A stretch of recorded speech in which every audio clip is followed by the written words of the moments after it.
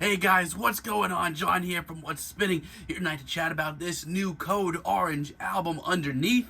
Code Orange, Pittsburgh metalcore band, they've been at it for years. Back in the day when they were going under the name of Code Orange Kids and they were putting out names like Love Is Love, Return to Dusk, I honestly wasn't feeling the hype around that point. People were hyping up this album to me non-stop, I just didn't get it. But with 2014's I Am King, I did start to get it maybe a little bit more. This was a much darker and more visceral and more crushing album that showed them slowly getting away from their punk roots, moving towards a metal sound. And the result was, of course, a lot more compelling to me. It was genuinely tortured. Tracks like Starve and I Am King absolutely ruled my workout playlists for that year. But still, it wasn't a perfect album. I wanted to hear them go much further down this route, which they did in 2017 with Forever. This was one of the year's most exciting metal albums, with tracks like its title track, Forever, and Bleeding in the Blur. Now, for me, for months, I have been absolutely dying to hear this album. I thought we were on the verge of something special.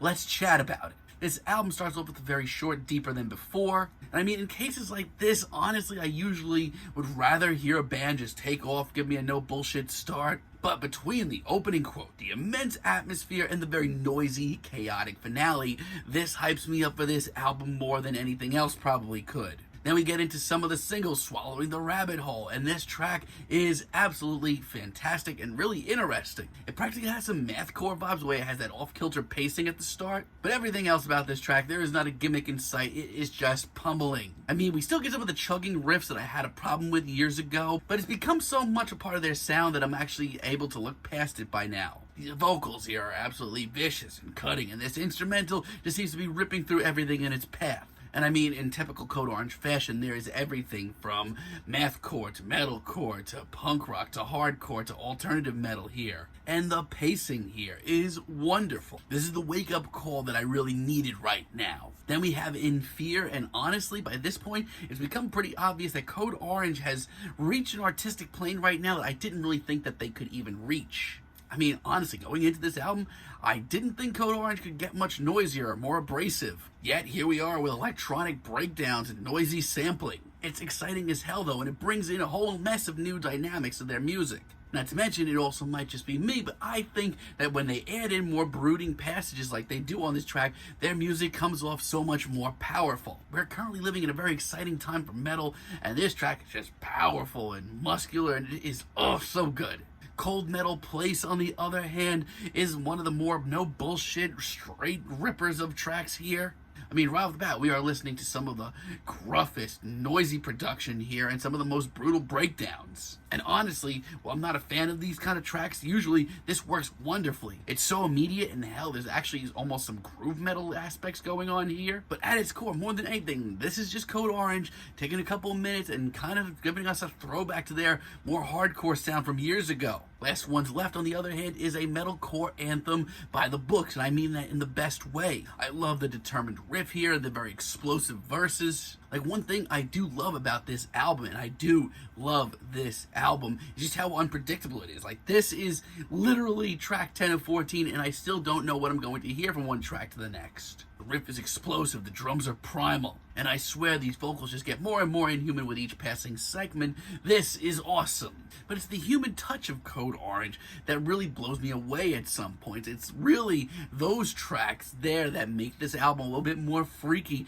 a little bit more tortured, and really drive home just how powerful this album really is. Take, for example, Who I Am. I love how cold this track comes off. It's practically even a little industrial at times, and that's not the last time you're going to hear me say that. Once again, like I just said, it's the human touch here that really makes this track powerful. Pacing here is fantastic, and the sung vocals just come off so tortured. Not to mention, they string it all together with one of the most infectious hooks on this entire album. Don't get me wrong, catchy hook as it is, this is still no bullshit. But it just has just enough of a human touch to make this really memorable. And some of the absolutely immense breakdowns in the last 30 seconds absolutely rule. And for me, Sulfur Surrounding might be my favorite track here. I feel like in a weird way, this is the sort of alt-metal tune that absolutely would have ruled my headphones in like late high school. The visceral lyrics, the very tragic feel to this track, the heartfelt performances, this is great. It's all just so gutting, but also remains just as explosive and heavy. The Easy Way brings back the industrial vibes that we heard earlier. Visceral is incredibly dirty. It's actually a really great sounding throwback industrial tune. Some of the little details here, like the whispered Nowhere to Run and the absolutely explosive production here, absolutely rule. And there's a catchy enough chorus here, once again, that makes this really stick with you. And the rest of this track is just a very gruesome look into what Code Orange can do when they take their time with an album, like they've done here. And speaking of genuinely great alternative metal cuts, Autumn and Carbine is a awesome deep cut. I love the hypnotic pacing and the groove here. It's also one of the most simple yet effective choruses. It's honestly not one of the more explosive tunes here. Once again, once Code Orange get an idea and really work with it, it's special. And a Sliver absolutely gives me the chills from its opening notes. This has been a wonderful album as far as atmosphere goes, but this track takes it to an entirely new level. It's just so mysterious, and the sung vocals here are genuinely great. I mean, this is just nothing short of a really great metalcore tune. I mean, hell, bands like Bring Me the Horizon wish they sounded this good. And the way that this track eventually takes off is just so classy in like a very Code Orange way. The production is very forward-thinking, and the production on this is just so forward-thinking. Nothing about this is by the books.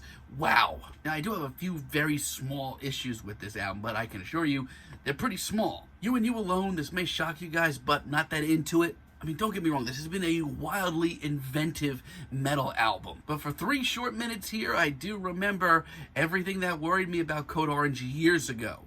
There's no patience here, there's no mystery, just breakdown after breakdown, which is exciting in its own right, and it's just not for me. Erasure Scan definitely wakes you up with a very well-placed gunshot at the beginning, but once again, I just feel like this leaves too little to the imagination. Thankfully, though, they do save this track a little bit with the glitchy production and the monstrous vocals. It's still not that bad of a track, which I basically can say the same thing about Back Inside the Glass. This is still a very exciting track. The blitzing production and the gruesome performances are so over the top. I just wish that this track gave me a little bit more time, gave me a little bit something more to chew on. But if this is Code Orange out there disappointing, we are really living in exciting times. Band honestly ended off the album on an amazing note with Underneath. This is a freaking great outro. In a lot of ways, I feel like this is kind of the standard for Code Orange going forward, and I mean that in the best way. The gnarly verses are rough and tumble, but it has a big, amazing chorus that really hooks it with you. And it's all just so muddy and gruesome. Brilliant track, it hits you from all angles. And honestly, at first, I was kind of worried about this track ending off the album, but the more I think about it, it is perfect to end off this album with. I mean, it literally takes every theme here and wraps it up.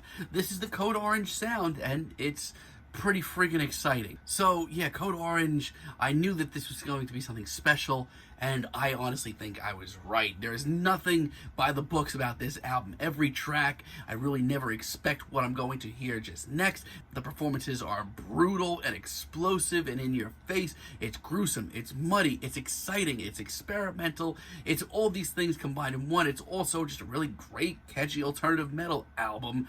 We live in exciting times, folks. I'm feeling a light 9 on this album, but let me know what you guys think down below. If you liked the video, be sure to give us a like, give us a subscribe, and let me know down below what you would like for me to chat about in the future. And until next time, have a great day, guys.